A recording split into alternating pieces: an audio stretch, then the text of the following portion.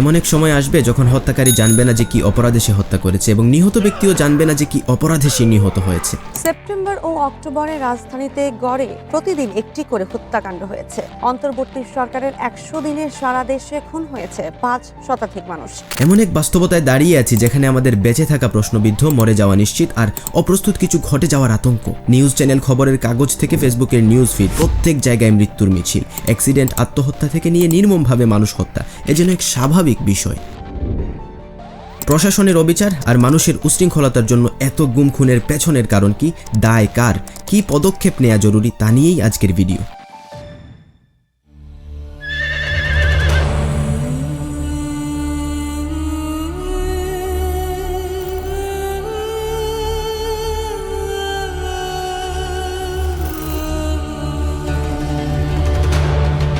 প্রথমে বলা হাদিসটিতে প্রিয় নবী সাল্লাল্লাহু আলাইহি ওয়াসাল্লাম ১৫০০ বছর আগে এমন এক সময়ের কথাই বলেছিলেন যা আজকের সময়ের এক ইঙ্গিত বলে মনে হচ্ছে। আলামত যেভাবে প্রকাশ পাচ্ছে, কিয়ামত হয়তো অনেক দূরে না। এই বিরূপ অবস্থা মানুষকে অপ্রস্তুত বড় কারণ ছাড়া হুটহাট মেরে ফেলা শুধু বাংলাদেশে না, এটি 21শ শতাব্দীর বৈশ্বিক এক অভিশাপ। তুলনামূলক আমাদের দেশ সহ আশেপাশের দক্ষিণ এশিয়ার দেশে এবং আফ্রিকার দেশগুলোতে এর প্রভাব অনেক বেশি। ছোটখাটো কথা কাটাকাটি ৫০০-১০০০ টাকার জন্য বা কোনো কারণে হিংসে থেকে অথবা 2 হাত জমির জন্য হত্যা করা হচ্ছে মানুষকে। বাংলাদেশের আইন আর শাসনের বেড়াজালে অনেক মানুষকে জীবিত মেরে ফেলা হচ্ছে, যা এক স্বাধীন দেশে কল্পনারও বাইরে। রাষ্ট্র যদি মানুষকে হত্যা করে, কোর্ট যদি অবিচার করে, তাইলে তো আমরা আস্থা হারাবো। একটা দেশে কতটা অধপতন হলে বিচার ব্যবস্থায় দুর্নীতি হয় ভাবুন। আস্তে আস্তে সব জট খুলবে, শেষ পর্যন্ত সাথেই থাকবে। ভিডিও সামনে আগাবার আগে একটি কথা, আমার করা ডকুমেন্টারি আর প্রতিবাদী ভিডিও অনেকে ধমিয়ে রাখতে প্রাণপণ চেষ্টা করে, তাদের গায়ে লাগে আর তারা ফেক স্ট্রাইক দেয়। আপনি যেই হন না কেন, সরকার, প্রশাসন থেকে সেলিব্রিটি ব্যক্তিত্ব, I do not really care, অপশক্তির 20 দাঁত কিংবা মেরুদণ্ড ভাঙতেই হয়।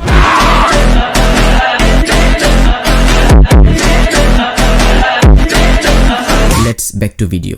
কারণ ছাড়া মারধর আর প্রাণে মেরে ফেলা আর কত। একটা 1 থেকে 3 বছরের শিশু এমন কোনো দোষ করতে পারে না যার জন্য আক্রোশ থেকে তাকে হত্যা করার মতো ঘৃণ্য চিন্তা মাথায় আসে। একজন মানসিক ভারসাম্যহীন তোফাজ্জলকে ঢাকা ইউনিভার্সিটির মতো প্রতিষ্ঠানের ছাত্ররা চুর সন্দেহে পিটিয়ে খাবার খেতে দেয়, এরপর এই মানুষটাকে প্রাণে মেরে ফেলে। এই কোন বাস্তবতায় আমরা দাঁড়িয়ে আছি যেখানে একটি প্রতিবাদী ফেসবুক পোস্ট করার জন্য আবরারকে চিরতরে বিদায় করে দেয়া হয়?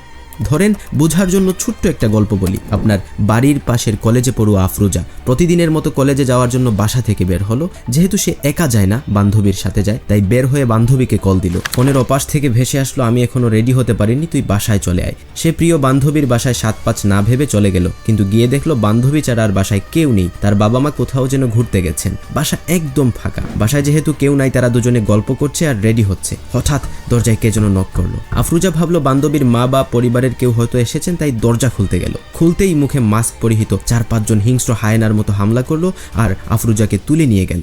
মেয়েটিকে ধর্ষণ, তারপরে হত্যা করে লাশ নদীতে ফেলে দিল তারা। অনেক দিন পর রহস্য উন্মোচন হলো।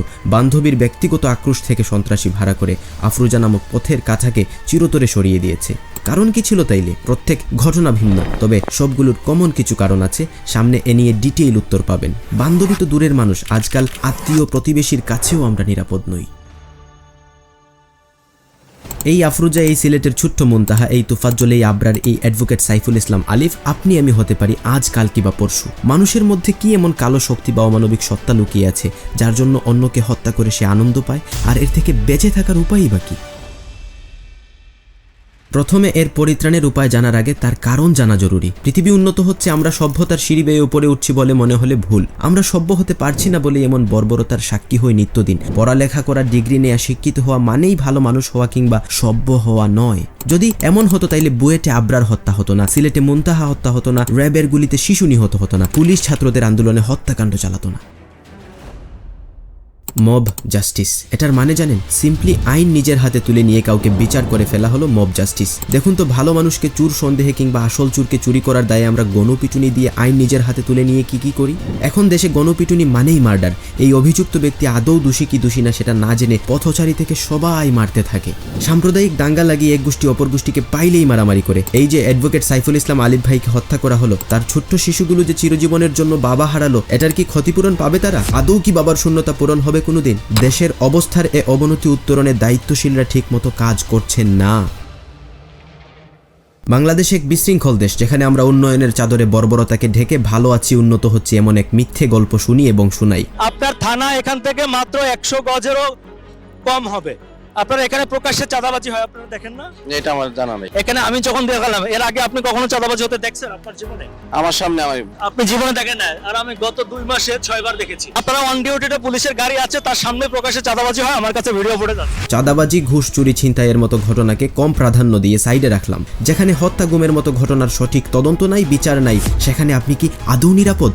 দেশের সিস্টেমের দোষ আছে বলেই এমন ঘটনা হরহামেশা ঘটে যাচ্ছে। আইন আছে, তার কতটা প্রয়োগ করা হয় তা আমি বলা লাগবে না। আইন প্রয়োগকারী কর্তা ব্যক্তিত্ব যেখানে দুর্নীতিবাজ, সেখানে এসব সস্তা কথা বলা বিলাসিতার মতো। খুনি আরামায়েশে জীবন কাটায় সোনার দেশে, আর নির্দোষ সাজা কাটে 4 দেয়ালের বন্দি জেলখানায়। কয়েকটা ঘটনা কয়েক কথায় তুলে ধরবো, যা আপনার বিবেকে ক্লিক করবে, আইন আর শাসনের প্রতি অনাস্থা বাড়াবে, আর দেশের জন্য পরিতাপের জন্ম দিবে, এবং দায়িত্বশীলদের প্রতি সৃষ্টি হবে আকাশ সমান ঘৃণা। নির্দোষ হয়েও জীবনের গুরুত্বপূর্ণ 20টি বছর কেমন ছিলেন কন্ডেম সেলে, তাও এবার নিজ স্ত্রী এবং কন্যা সন্তানকে হত্যার দায়। 52 বছর বয়সের মধ্যে 20টি বছর তার কেটেছে ফাঁসির দণ্ডপ্রাপ্তদের নির্ধারিত স্থান কন্ডেম সেলে। খুলনার জাহিদ শেখ নিজের স্ত্রী আর কন্যা হত্যার দায়ে 20টি বছর কাটিয়েছেন কারাগারে, ফাঁসির আসামিদের নির্ধারিত স্থান কন্ডেম সেলে। 52 বছর জীবনের গুরুত্বপূর্ণ যৌবনের দিন কেটেছে চাঁদ সূর্যের আলোহীন এক বদ্ধ করে মৃত্যুর প্রহর গুনে গুনে। 20 বছর পর নির্দোষ প্রমাণ হলো। এই মানুষের মতো আরও নির্দোষ আসামিরা ফাঁসিতে ঝুলছেন না, এমন নিশ্চয়তা আছে? 11 বছর বয়স থেকে বিনা অপরাধে 24 বছর জেল খাটার বিচার পাননি বরিশালের পিয়ারা বেগম।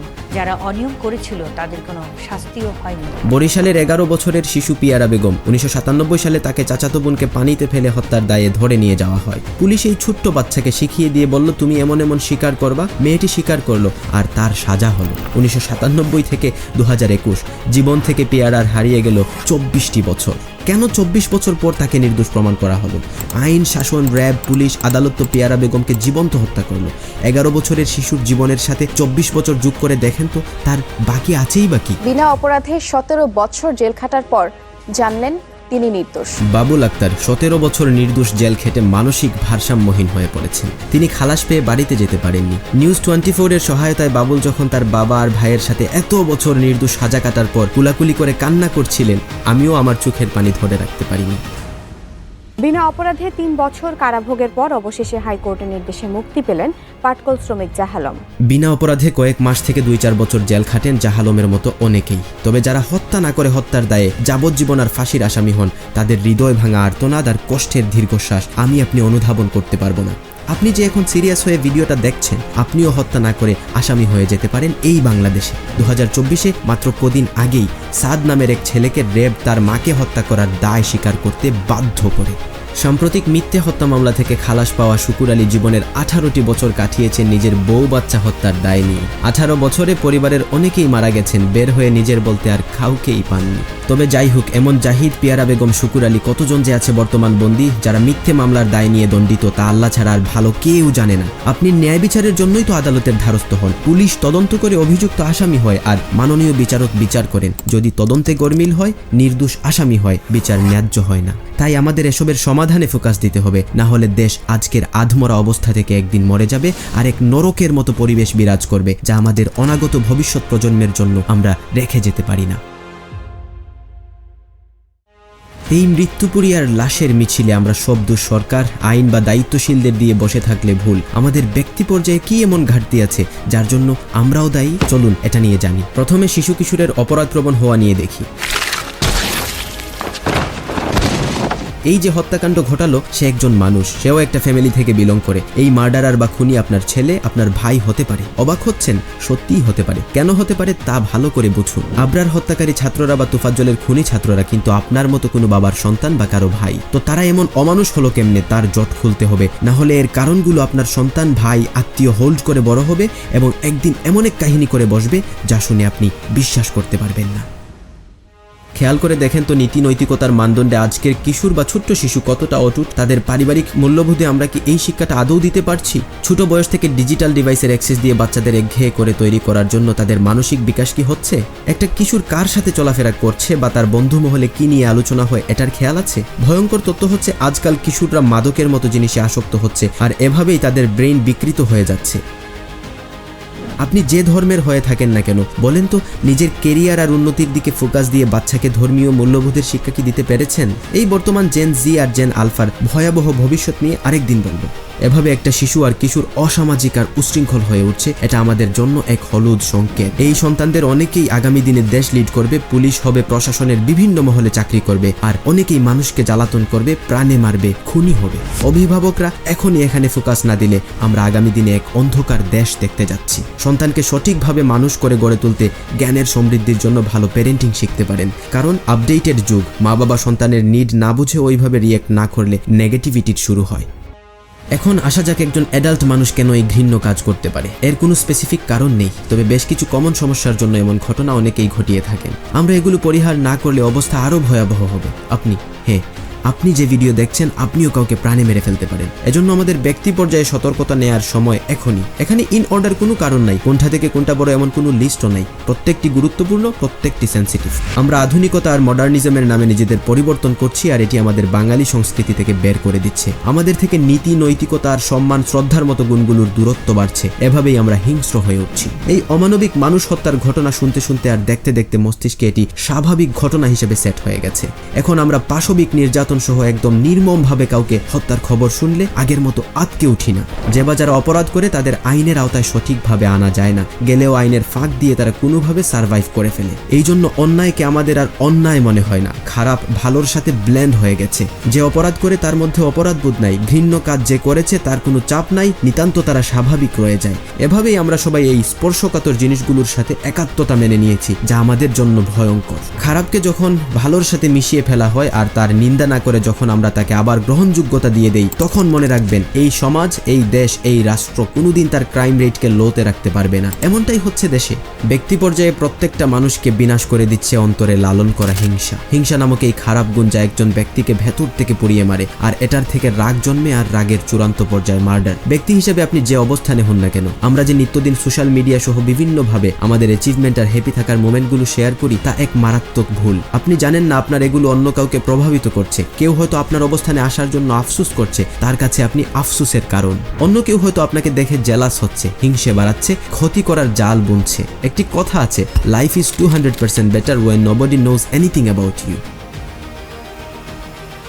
ব্যক্তি জীবন যতই গোপন রাখবেন ততই ভালো থাকবেন। ব্যক্তিসত্তার বিকাশ ঘটিয়ে নৈতিকভাবে ভালো মানুষ হতে পারলে আর জীবন গুছিয়ে সাধারণ লাইফস্টাইল লিড করলে আপনি অনেকটা নিরাপদ। তবে দুঃখিত, অত্যন্ত খারাপ লাগছে এটা বলতে, আপনি যত ভালো মানুষ হয়ে যান না কেন, আপনার জীবনের সম্পূর্ণ নিশ্চয়তা নাই।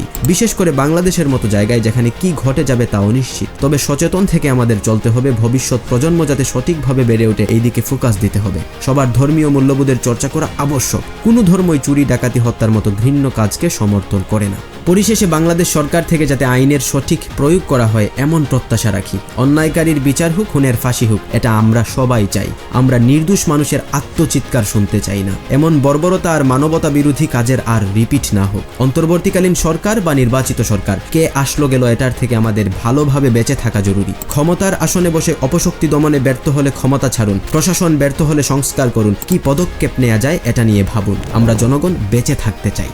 আর যদি এই গুরুত্বপূর্ণ জিনিসগুলো এড়িয়ে চলেন, গা ছাড়া ভাব দেখান, সুবিধাবাদী উত্তর দেন, তাইলে মনে রাখবেন যেই জাতি একটি বড় দলকে আগস্টে ক্ষমতাচ্যুত করতে পেরেছে, সেই জাতি আপনাদের আসন থেকে অপমান করে নামানো সময়ের ব্যবধান মাত্র।